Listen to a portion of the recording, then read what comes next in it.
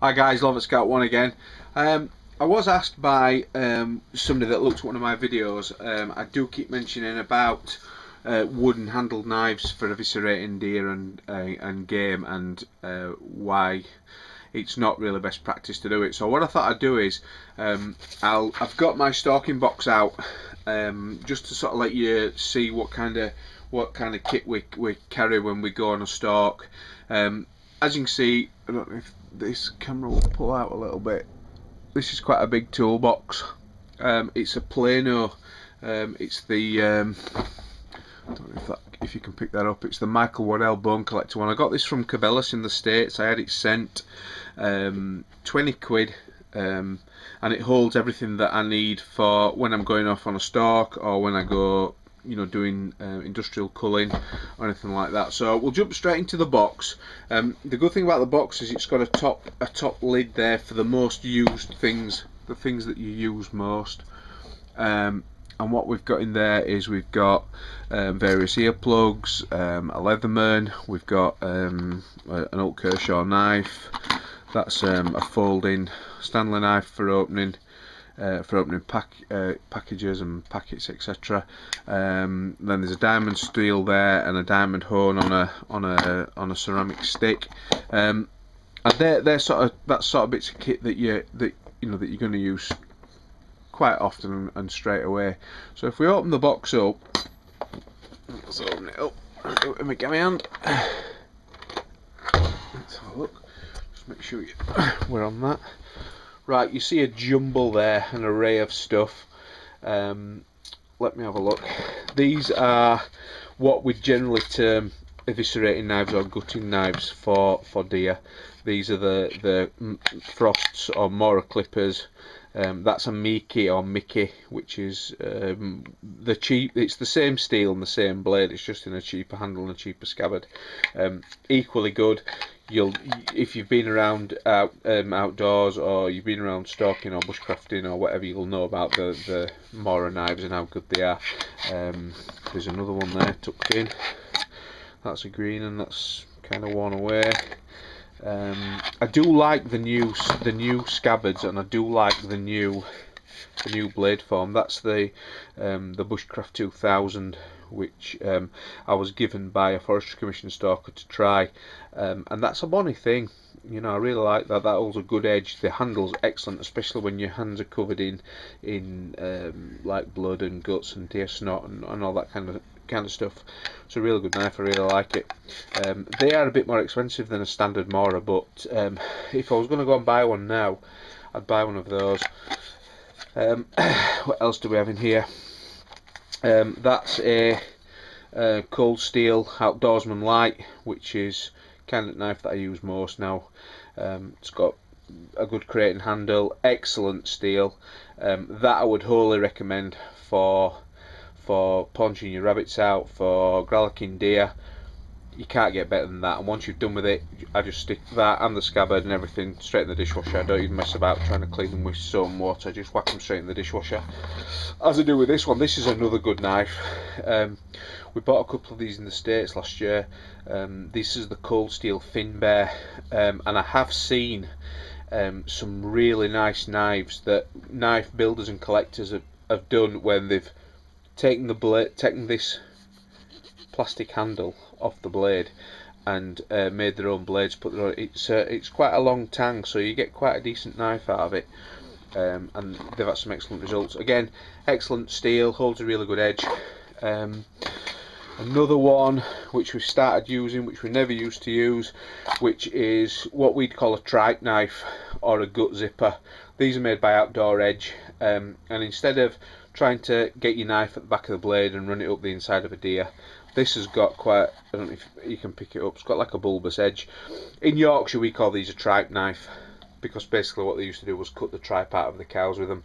But for stalking we call that, well, it's just generally a gutting knife. But you can unzip the deer's belly without pricking or cutting the rumen, which is where all the green offal is that you don't want contaminating your carcass. Excellent knives, them. Same again, can whack it all in the dishwasher, so it's sterilised. Brilliant piece of kit, really like it. And they're not expensive then. They were about I think they were about 14 quid from Bushware online. Excellent. Another piece of kit that most stalkers are never without is a bone saw for the chest.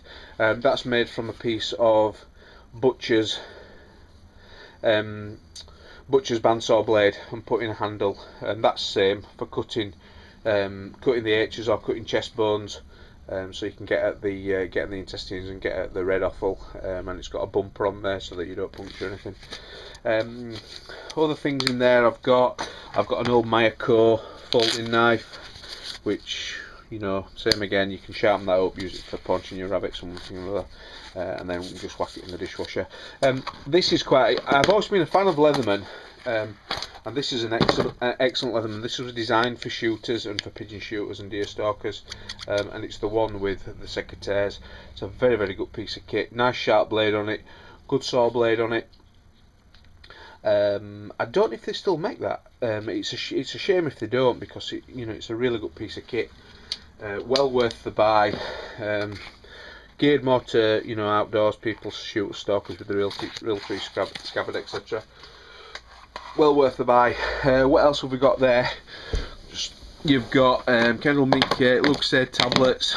I might think I'm doing a bit of electrical work with all the zip ties, but what we've started doing, or what has been advised to us as best practice, is zip tying the esophagus once you've cut it, and then when you're pulling the esophagus out of the deer, the green offal doesn't go back up into the neck cavity where there is good meat and you don't want it spoiling. So I've always got a good selection of cable ties up and down the spot, and then we get into other bits of stuff.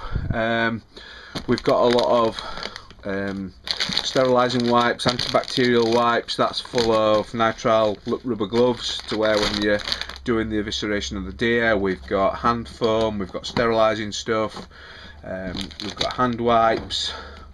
Also in here we've got some other bits of kit. That's a compass, that's Kershaw game scissors for doing birds.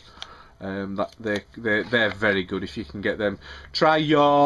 If you can't get them online, try your local snap-on tools dealer. They do have a lot to do with Kershaw, and that's where that came from. It's the Kershaw, it's called Trout and Bird, I think, the Taskmaster. It's got a little stainless gutting knife with it, which is very good. We've got some deer calls, some more deer calls. We've got a Bartolo deer call there, which gives off row squeaks. We've got all kinds of other kit in there. We've got nylon blankets, we've got catering plasters, we've got all kinds of first aid stuff, but I keep it all in one box so that when I'm ready to go, I know that the box is full and it's full of my kit, so I don't have to start rooting around and start filling bags on one thing or another.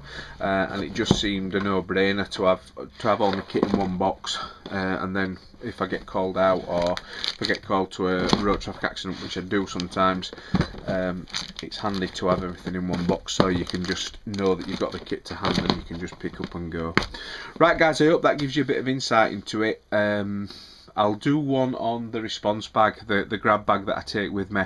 That's quite an interesting bag, and you'll see some of the kit doubled up because we have a couple of sets of kit for different things, but that's the one I generally keep on my belt. But I'll show you that on another video. So I hope that's of some interest to you. I hope that sort of got over the myth about wood handled knives. The only thing with wood handled knives, yeah, you can use a wood handled knife for anything, and you can sterilise them and pour boiling water over them and anything, but being a stalker and putting deer into the food chain that I know people are going to eat and enjoy, I want it to be the best product that they can have. So we try and follow all the rules and regulations as is, and then nobody can come back to us and say this person has been made ill by a product that you've sold or a product that you've harvested.